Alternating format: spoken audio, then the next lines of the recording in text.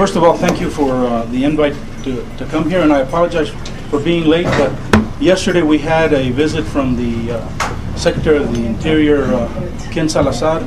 I had been inviting him to come here since he was scheduled to come here when the Gulf spill occurred, so that torpedoed that visit. So we rescheduled him to come here. The primary reason that I wanted him to come here is to tour the desalinization plant. As the head of the Interior Department, he deals a lot with water issues, which are important and critical, not just to El Paso and not just to our region, but to communities around the country. He has been hearing from a number of different communities, including Las Vegas, Sacramento, and others, who want to see if they are able to duplicate a desalinization plant like the one that we have here. And I had always told him the desal plant was really what put us over the top in terms of the BRAC of 2005. So we got a chance to tour the plant. Of more importance of his visit yesterday is the fact that right now there's a prohibition on earmarking money. The PSB wants to convert 3 out of the 5 individual systems at the plant to solar energy. They're going to need about 20 acres of Fort Bliss land in order to do that, but more importantly, they need $4.5 million to put towards that project.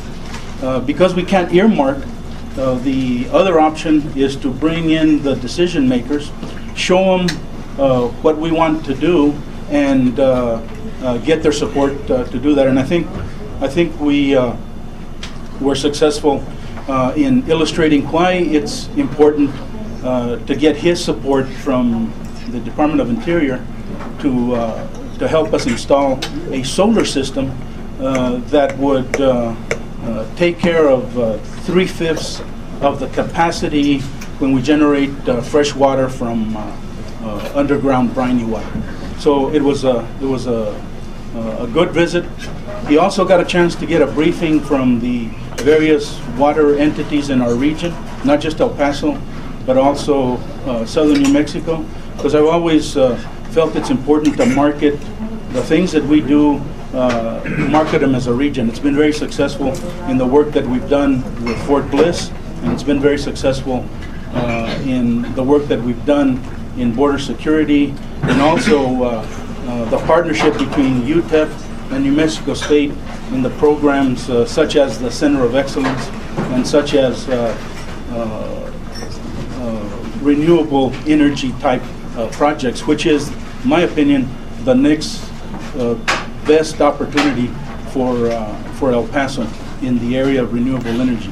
As all of you may or may not know, Fort Bliss has been designated a DoD facility, one of 2 in the country, that is funded for renewable energy projects. In fact, General Picard has very aggressively marketed Fort Bliss as being able to come off the grid by as early as 2016. So we're hopeful that we're able to do that. It'll take a combination of solar energy, some thermal, some wind energy, and then also we're looking at the issue of turning refuse, garbage, into energy as well. The new El Paso Community Campus, which will be not co-located but in the same approximate area as the new William Beaumont Hospital, will also, we hope, take into account a lot of these renewable energy capabilities. So it's exciting because it's all 21st century stuff, and it's all taking advantage of what I think is our greatest asset in terms of energy, and that's solar. So that's why his visit was important. Let me just mention one other thing, and then I'll open it up for any questions you might have. The other thing that I wanted to mention is that the new William Beaumont Hospital is on track. I get a lot of questions about, because of the cutbacks in the budget, because of the projected hard times that budget-wise at the federal level we're going to encounter, is the hospital under threat. I worked very hard to make sure that the funding is done in stages. The first challenge that we had was really coming up with the money to do the planning and design. It took a total of $72 million. I got the $72 million on the House side a year or so ago. The Senate was only able to retain $52 million of that. So the challenge was, how can we get the Army to come up with the difference, the $20 million difference? So I went to General George Casey, the Chief of the Army, and made the case that we can't have a military facility with on its way to 45,000 troops and their families without a hospital that is commensurate with that kind of investment and that kind of demand. He agreed, so the Army made up the difference, the $20 million difference, and that was a huge first step because that actually locks in place the process to fund the new William Beaumont Hospital. So we're on track there. Is it 100% for sure? No, it's not, because we don't know what is facing us in the next budget cycle. In fact, right now my staff and I are working on the different hearings, the different strategies to make sure that El Paso and the whole region doesn't lose out because of the cutbacks that we anticipate are going to happen in the different programs. So yes, there are tough economic times, but it's important to fight for a project like the hospital, important to make sure that we continue to fight for funds that are critical and important for this region as well. Whether you're talking about border security, and what I've tried to do now in border security is shift the discussion away from in between the ports of entry, because we've got over 21,000 Border Patrol agents, but we have a severe shortage of inspectors at the bridges, and we need to focus on those ports of entry because it's been 9 years where we've basically just focused on border security. So a lot of things happening, a lot of things going on. I want to stop there and talk about the things that are on your mind, and I'll be glad to take any questions that you might have. Yes, sir. My name is Joe Lopez. I'm a retired Command Sergeant Major, United States Army Special Forces. As you know, they're cutting down on a lot of military troops out of the Army, Air Force, and all branches of service. We're going to have a lot of people that are coming out of the service with disabilities. What I'm leading up to is what is the plan for taking care of these veterans, hospitals and such as, especially here in El Paso and Los Cruces, and everybody talks about a hospital for the veterans, but nobody has an answer for it. Well, actually, that's not accurate.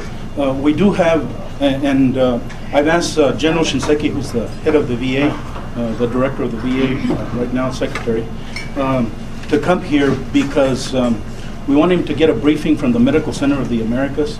The MCA has shown an interest if the VA is willing to invest the money to co-locate it within that MCA complex. That's important for many different reasons. As we talk about the potential, we have three options. One was to continue the VA facility paired up with the Beaumont, the new Beaumont Hospital. I heard from a lot of veterans, because every month we have a veterans Citizens Advisory Panel meeting, and so veterans get a chance to come by and give us their input on a monthly basis.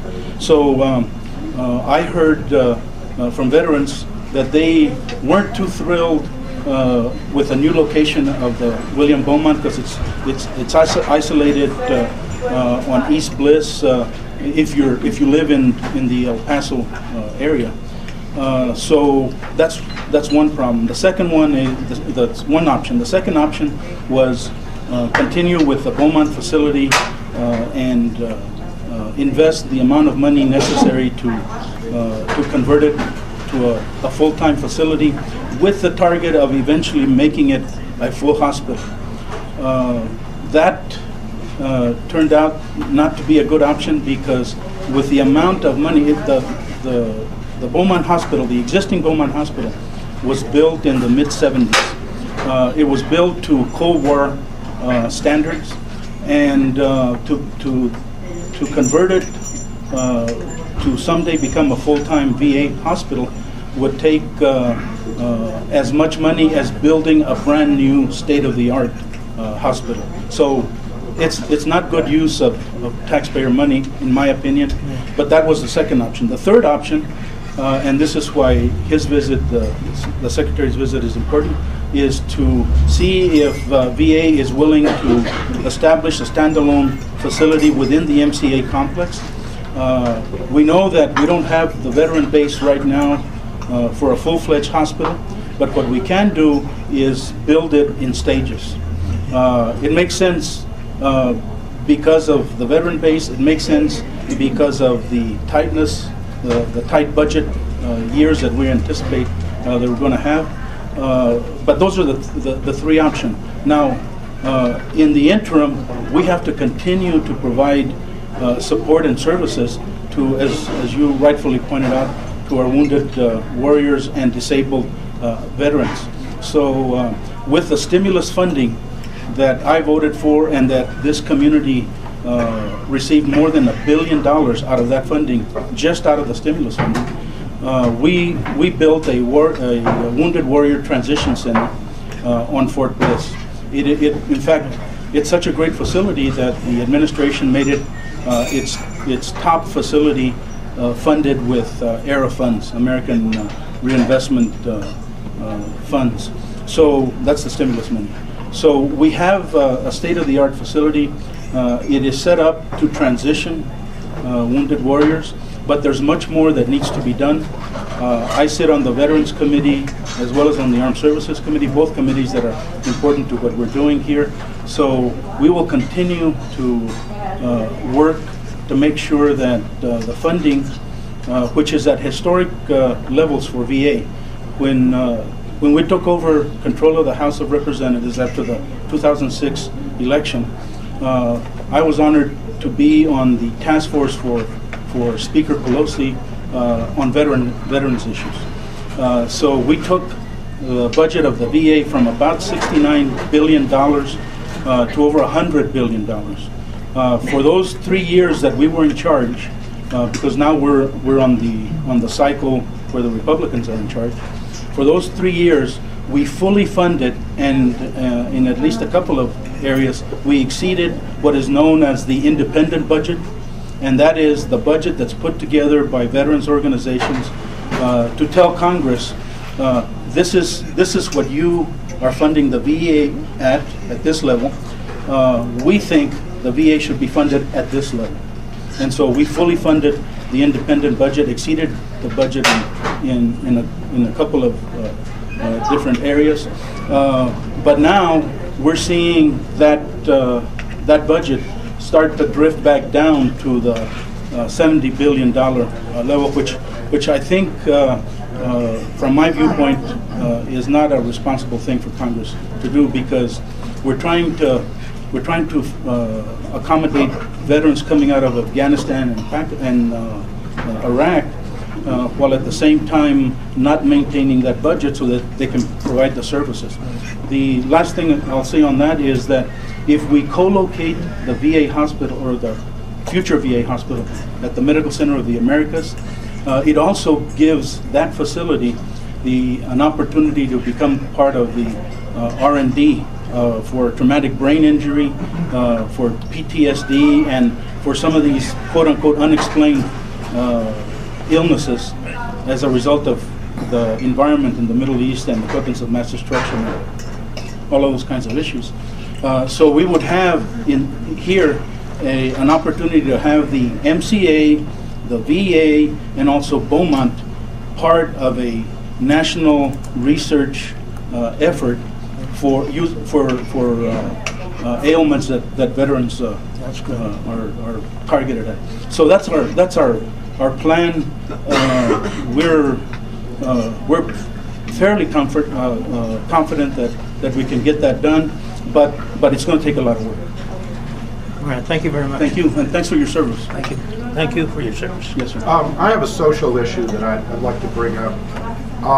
Alcoholism is legal. There are 79,000 deaths in this country because alcohol is legal. It's the third leading lifestyle-related cause of death in the country. 1.6 million hospitalizations a year, 4 million emergency room visits. Marijuana is illegal. There are 41% of the population in this country. 102 million people, Americans, have said that they've tried marijuana. I've got a lot of statistics here. I'm not going to read them all. By the age of 25, 54% of the population has admittedly used marijuana. Our prisons are, probably a third of the people in our prisons are there because of minor marijuana-related arrests. The cartels are in 100 of our cities around the country. The cartels are around us in El Paso, and we know it, and we're ignoring it. You oppose marijuana, and your buddies in Congress oppose marijuana. Can you justify it? I think you're part of the problem. Well, I appreciate your viewpoint and your opinion. And here are my statistics. Thank you. Obviously, I disagree with that. I don't think, if we think that we're paying a price socially And right now, financially. and otherwise with the statistics you cited for hospitalization, imagine if we legalized drugs. I don't support that simply because I don't want my grandkids, I have 4 of them, to grow up in a community or in a country where drugs are legal, where if you're, the concern I have is this: many employers here in El Paso tell me that they're having a hard time hiring, and I'll just one example, truck drivers. And the reason for that is because they fail the drug test. So I don't want drivers in 18-wheelers lit up with marijuana with impaired capabilities that may wipe out a whole family in a vehicle. We have enough accidents already that are not either drug-related or alcohol-related to begin with.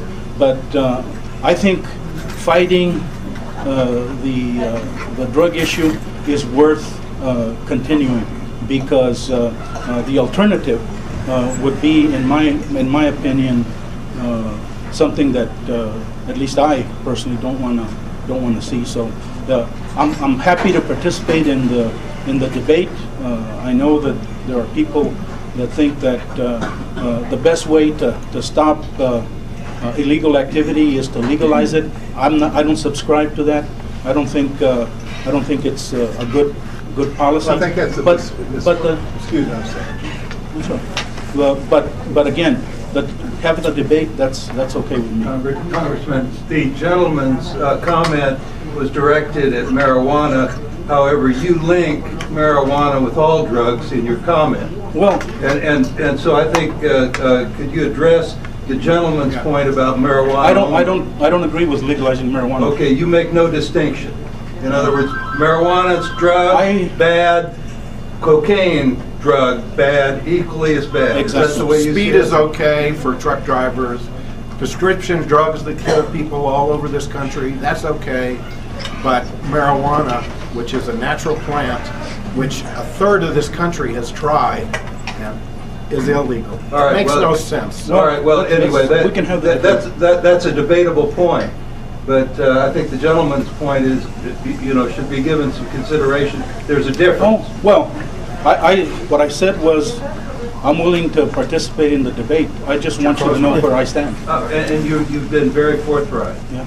Well, I would hate to have a battalion or division full of soldiers that are on drugs. We had problems in Vietnam as it was. And those that didn't participate in Vietnam, you don't know what I'm saying. You just cannot have people on drugs when you're in combat. They're already on drugs. If I could make a point, I think the problem is using the word legalization as opposed to regulation.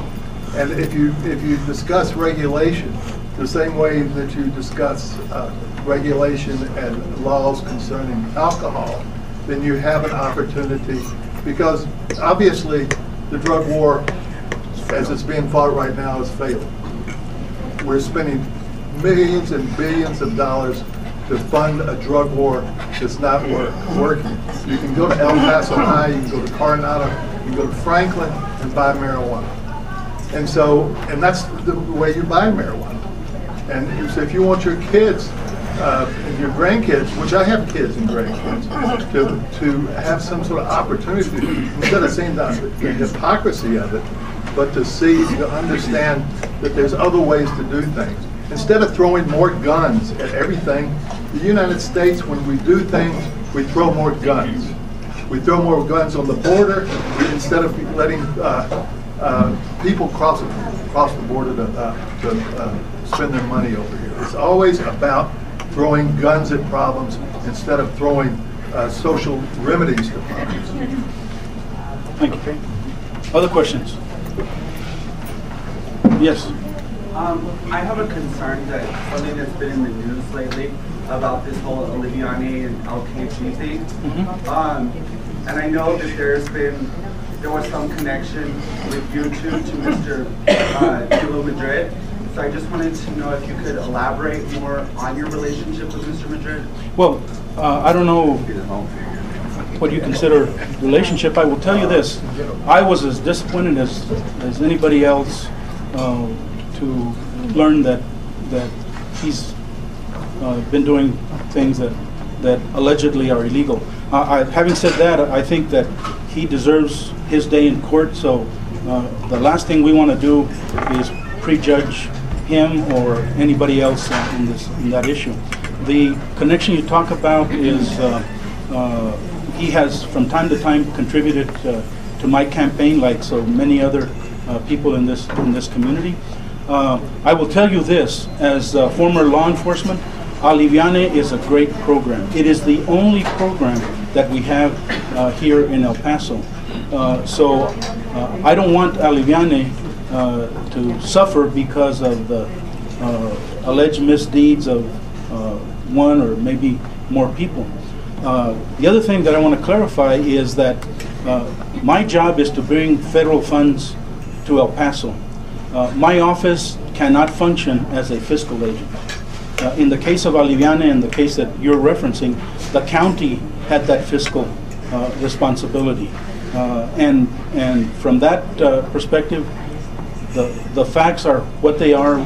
We'll have to wait and see. But I will tell you, Aliviane is a great program, and it's the only one we have here that will intercede with people that have drug problems. Is there a bad or good thing for earmarking? Can you explain earmarking, the good and the bad? Sure. There is a bad? Sure. I mean, the bad is that when people do illegal things like Duke Cunningham, they need to be prosecuted, and as we speak, he's doing time because he was earmarking monies for buddies. That's the bad side. The good side is, listen, as a member of Congress, I think we have a better understanding of the needs here in this district, or in my case, I consider myself representing the region. So the way that we can support our districts and our regions is by going and getting earmarks for different areas here, and I think it's part of the checks and balances that the founders had in mind.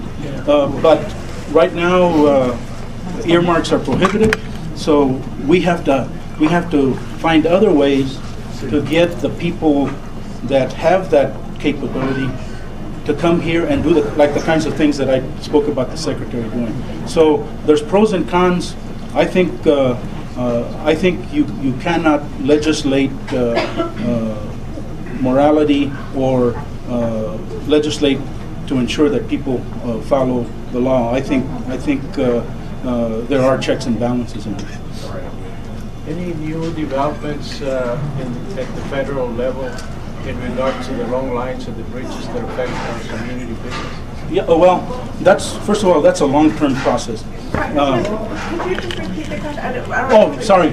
He asked the question, what is happening at the federal level to work on the long lines at the ports of entry, which is and has been a big issue, not just for El Paso, but communities throughout the U.S.-Mexico border. This session of Congress, I'm the co-chair of the Border Caucus. So we are working hard to get legislation pushed that I offered that would do the following things.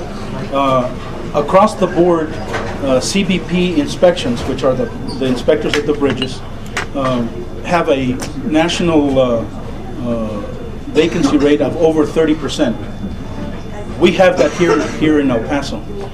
So the legislation that I authored and it's moving its way through, we hope this session to adoption, calls for 1,000 inspectors a year for 5 years.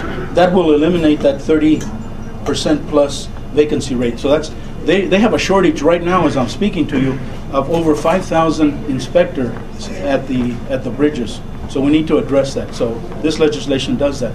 In addition, there are about 300 specialists in agriculture that do the inspection for agricultural products. And whether or not you supported NAFTA or agree with NAFTA, agricultural products are flowing through the border into the United States, and we only have about 300 inspectors. So my legislation would provide another 1,200 so that we could fully fund every port of entry to make sure that the agricultural products coming into the United States are safe and edible. We have had 4 or 5 cases that involve lettuce, that involve strawberries, several other agricultural products that were not safe for consumption, and people in the United States got sick over, and these were imported from Mexico and Central America. So we think that's a very important part of the inspection process. In addition to those 1,200 inspectors, we also provide for 350 support positions. The reason for that is that having worked in INS and Border Patrol, the easiest thing for an agency to do is to take officer positions, convert them to support positions, because they need people that'll come in contact with the public, that'll do the reports and all those kinds of things. So we anticipated that, and so we've got 350 positions, support positions, to hopefully not have the agency, and this is the other part of that, is we have to closely watch, make sure they don't convert officer positions to support positions. So that's on the personnel side. In addition to that, we worked with GSA and DHS about what it is and how much can they spend a year to remodel and refurbish ports of entry. Right now, part of those delays are caused because we've got trucks going this way and cars going this way, and so we need to streamline that process. And we can't just do it on the U.S. side. So $1 billion a year for 5 years, a total of $5 billion would be invested in our ports of entry. And by the way, that would also include technology like the one that is being pilot tested here in El Paso for the ready lanes, which means that by the time you're approaching the port of entry, you will already have put your RFD card, the capacity to check who you are and by the time you come up to the inspector, he would have on the screen your information as you cross back, whether it's a non-immigrant applying for admission, or a resident alien, or we hope in the not too distant future a citizen as well. That's being done today, by the way, at all the major airports, international airports, where the flights come in from international destinations. So that's another component of the Ports Act. And Ports, by the way, stands for putting our resources towards security. It's easier when you remember it by an acronym, but long term, that's what we've got to do. The challenge we're facing on the immediate front is the same one that I've spoken about already. There's a mentality, and it's perpetuated by people like Governor Perry, that we need to continue to expand the Border Patrol in between the ports of entry, and that is at the expense of the issues of the long waiting times. We're also in the process, because the best way to succeed at this is to show how it impacts, say, a member of Congress from Ohio or Indiana or one of the other interior districts in the nation, and show them that the delays at the border impact them, because we've got all these products, all this trade and commerce that's coming through, and they're having to wait in line. It deteriorates the delivery capability with a just-in-time delivery process that exists today. It also impacts our communities by impacting our environment, the quality of life and things like that. So that's the process we're using right now. In fact, I testified before Peter King's committee a few months back, and I tied those issues together. He represents a district in New York. He thinks the northern border should be a priority. What I testified was, look, we have a southern border and a northern border. We have the ports legislation that will help both borders, because my legislation is designed to impact ports of entry on the southern border and ports of entry on the northern border. And so that's the case that we've been making. The good news is, because of my background, the only member of Congress that has actually worked those ports of entry for 4 years here in El Paso, and the expertise that I bring with that, they want to hear from me. The bad news is that right now the environment is so bad that they're asking for offsets, which means that if we're going to pass legislation that's going to invest $1 billion in ports in our communities, then we've got to go and find $1 billion to cut to offset that investment. And I don't have to tell you, in an era where we just went through about 6 months in terms of cutting the defense budget by $460 billion. It's going to be less now because of our fight against it, but that is the biggest challenge. And of course, when you've got people like Governor Perry talking about our community being like a war zone, our community being totally out of control and those kinds of things, it doesn't help us. So it's a tough fight, but one that we've been fighting for at least 10 years that I know. Thank you. Yes, sir. Speaking of war zones across the border, I would like to know if you still support Calderon's war, and do you think that the money spent for the Meta initiative was well spent? I do. I think I don't think we spent enough money with Merida. I supported a Merida package that would be about $3 billion. We're in its current form, we're investing 1.4 billion to help Mexico with their effort against the cartels. Yes, I support that. We've been helping them with intelligence. We've been, because of the history between the United States and Mexico, Mexico is not able to take assistance from us like Colombia did from the military. So what we have done, and this is what I did when I was chairman of the Intelligence Committee, is we've gone to Colombia and asked them to help train the Mexican military police force and their versions of the SWAT teams, because they were not able to respond whenever we had intel that we had a target at a particular place. So that's been going on now for almost a year. The Colombian Special Forces were trained by our Special Forces people, so they're extremely good. I would say they're on par with ours. We're using them as surrogates because it's important in this overall fight against the cartels. And by the way, in case you're wondering if we're making any progress, Mexico has completely eliminated two out of the 7 cartels, and they have impacted the leadership of the rest of them. So are drugs still getting across the border? Oh, sure, and they're coming. Well, listen, people are still getting murdered in Detroit and in Chicago. Not like in Juarez. But I beg to differ, because violence in Juarez for the last almost 6 months is down by about 40%. That tells me that we're having an impact.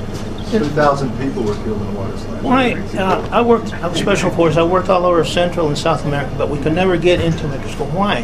What? You've heard of Chapultepec? Yes. The Niños Héroes that wrapped themselves in the Mexican flag. That's why. It's a very sensitive political issue for Mexicans.